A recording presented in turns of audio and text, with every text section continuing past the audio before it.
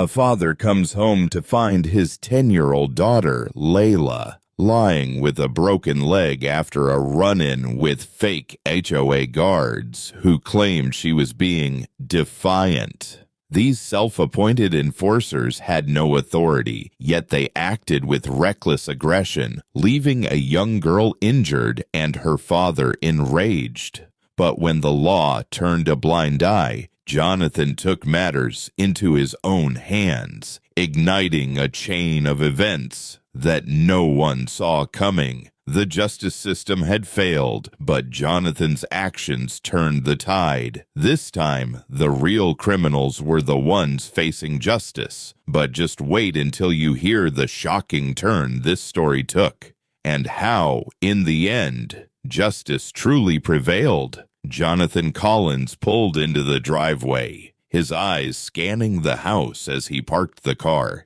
It had been a long day at the office, nothing out of the ordinary, but as soon as he stepped out of the car, he felt it. A strange stillness in the air. The usual sounds of neighborhood kids playing and neighbors chatting were gone. In fact, the whole block seemed eerily quiet. He glanced toward the front yard and froze. There, lying on the grass, was his 10-year-old daughter, Layla.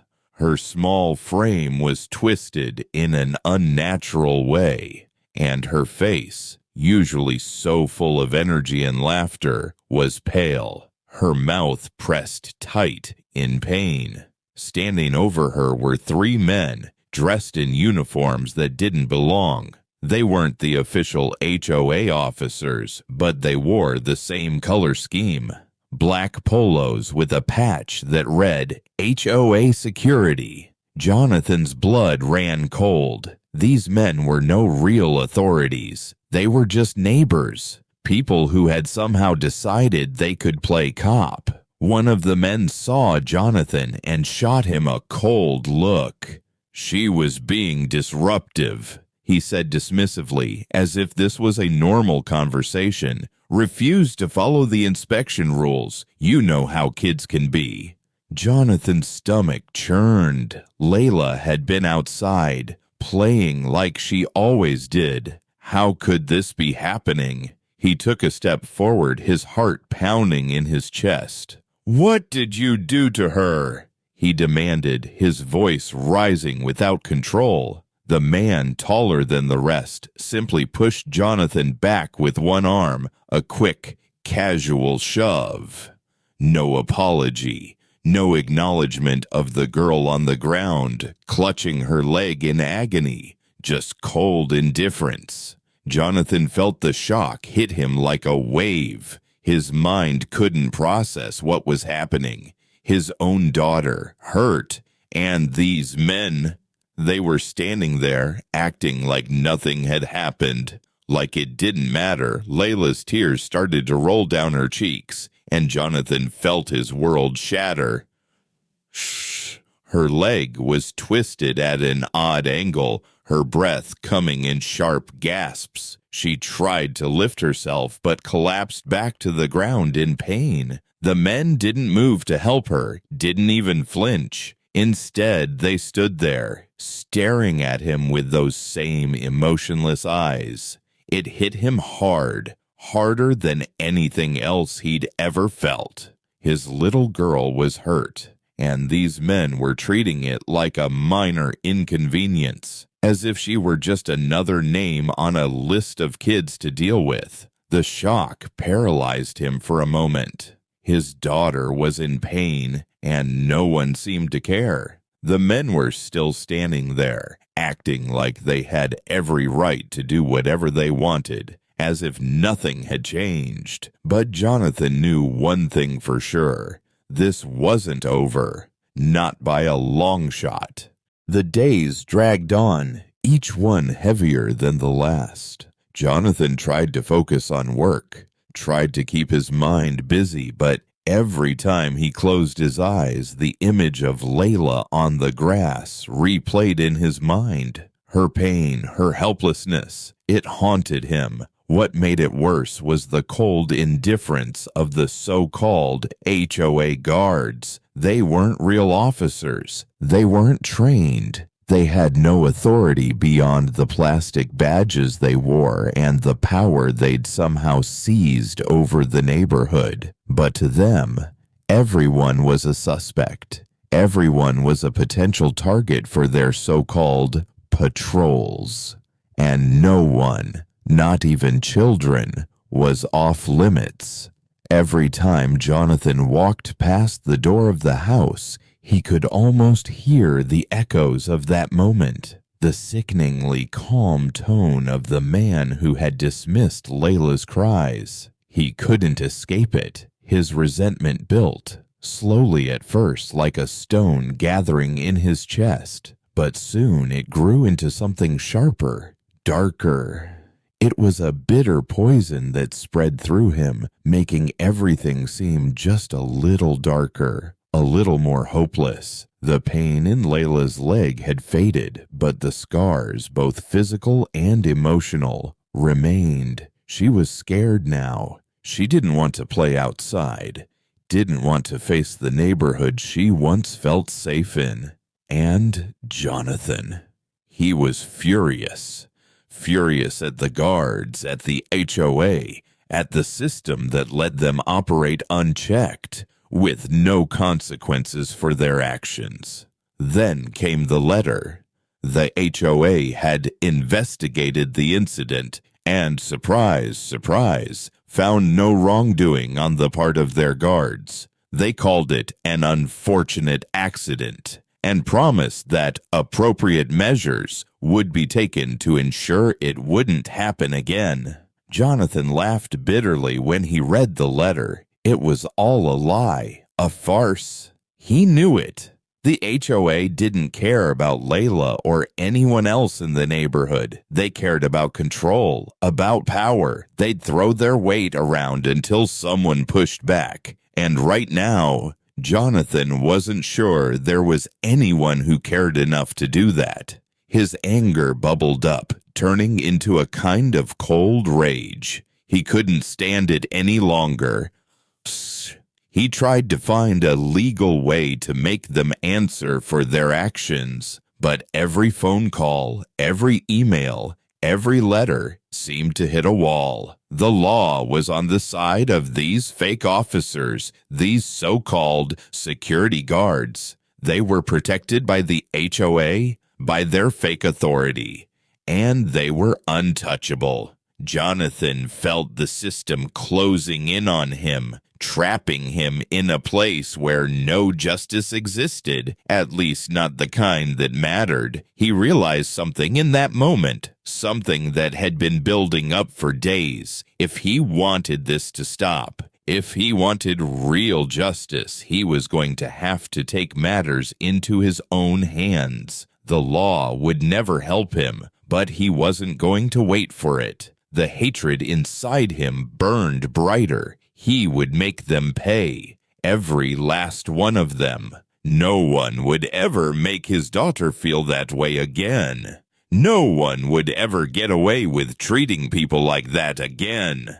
The morning light crept through the blinds, but Jonathan was already wide awake. His hands trembled as he walked toward the safe in his garage. The weight of the rifle seemed strangely comforting, its cold metal a reminder of the power he had locked away for so long. He wasn't a violent man. He had never been one for rash decisions, for letting his emotions guide his actions. But that was before Layla had been hurt, before he saw the complete disregard these so-called guards had for his daughter, for anyone who didn't fit their idea of order. He had done everything right, everything in his power to resolve this peacefully, but the system had failed him. And now the anger inside him had grown so fierce that it had become a part of him, like a fire that couldn't be quenched. Jonathan gripped the AR-15 tightly as he made his way through the house, each step heavy with purpose. His heart pounded in his chest, a steady rhythm that matched the pounding in his head. He couldn't ignore it any longer. The sense of helplessness, the frustration, the shame of having to sit back and watch while these men took what little power they had and abused it. They had no right to do what they did to his daughter, no right to walk around like they owned the place. He stepped outside into the cold air, the rifle still in hand, and took a deep breath. There was no turning back now. This was his moment. It was time to make them pay. The neighborhood was still, too quiet. The houses, once symbols of comfort, now seemed foreign to him. His world had shifted the moment those guards laid hands on Layla. He knew what he had to do. Jonathan walked toward the first of their cars, parked just a few houses down. His anger surged as he reached for the rifle. The crack of the first shot broke the silence like thunder, echoing down the street. He didn't hesitate, didn't second-guess himself. One shot after another, the round slammed into the cars with a force that mirrored the rage inside him. Each shot felt like a release, a final burst of energy that pushed the anger deeper into the world. He wasn't just aiming for the metal of the cars. He was aiming at everything they stood for. Abuse of power, control, and disregard for human life. By the time the last round left the barrel, Jonathan stood there, chest heaving, the rifle steady in his hands. His arms ached, but the feeling that followed was nothing like exhaustion. It wasn't fear. It wasn't regret. It was something else entirely. Control. For the first time in days, Jonathan felt a small but undeniable sense of satisfaction. He had taken action. He had stood up to the system, to the men who had hurt his daughter, and he had made sure they knew he wouldn't let them get away with it. The street was still quiet. No one had come rushing to stop him. No one had even bothered to check. The guards were nowhere to be found. As Jonathan lowered the rifle and let out a slow, steady breath, the realization hit him hard. He had done what needed to be done. There would be consequences, of course. He knew that. But in that moment, all that mattered was that he had finally taken back control, something that had been ripped from him when they hurt Layla. For the first time in days, Jonathan felt like he could breathe again. Part 4. Satisfaction. Days passed, and Jonathan knew the storm was coming. He had expected to hear the sirens, the knocks at the door, the accusations. But instead, something unexpected happened. One morning, as he sat on his porch, nursing a cup of coffee, he noticed a growing crowd at the end of the street. Curiosity tugged at him, and he rose from his chair to get a closer look.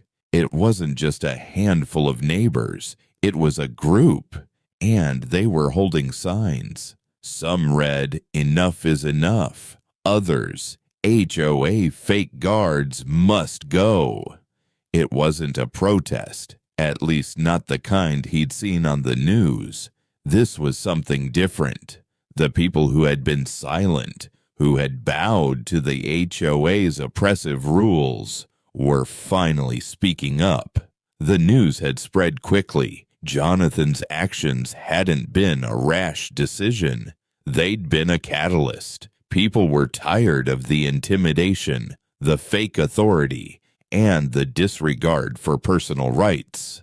They were tired of being treated like criminals in their own neighborhood. The lawsuit against the fake guards had already been filed. What had once felt like an insurmountable battle had gained unexpected momentum. Jonathan wasn't just a lone man anymore. He was the symbol of something bigger, something that had been boiling under the surface for years. Jonathan stood at the edge of his driveway, his arms folded across his chest, his gaze fixed on the growing crowd. It felt surreal. For so long he had watched the HOA overstep its boundaries, pretending to be something it wasn't. They had pushed people around, and no one had dared to fight back, not until him. Now the whole neighborhood was rising with him. Soon after, the police arrived, their vehicles pulling up to the front of the cul-de-sac. Jonathan's heart raced as they approached the house of the guards, the imposters, the men who had caused all this. He had no illusions. He knew there would be consequences for his own actions. But watching the officers cuff the men, seeing the handcuffs click into place, was a feeling of justice he hadn't expected. It wasn't just about them being arrested. It was the realization that the system had been forced to listen. He glanced over at Layla, who was sitting on the porch with her leg propped up, a small cast on her ankle. She looked up at him with a smile. She was healing, slowly but surely. The pain was lessening. The fear was fading. And for the first time in a long time, Jonathan saw hope in her eyes. The crowd cheered as the fake guards were escorted away, but Jonathan stayed silent. His satisfaction wasn't loud or brash. It was a quiet, steady thing. Justice had been served, but not in the way most people would have expected. The justice system had failed him, failed his family, but he had found a way to fix it. His way. The neighborhood was waking up. People were talking to one another, sharing their stories of feeling oppressed, of standing in line while the HOA ran rampant. They were no longer willing to be silent, and it was all happening because Jonathan had chosen to act. As the police finished their work and the crowd began to disperse, Jonathan leaned against the porch railing. He took another sip of coffee, the warmth spreading through him as he watched the day unfold. He had done what needed to be done. His family was safe, the neighborhood was waking up, and for once, it felt like justice had actually been served. Jonathan didn't need any more recognition than that. He had fought for his daughter. He had fought for what was right, and that, in the end, was all that mattered.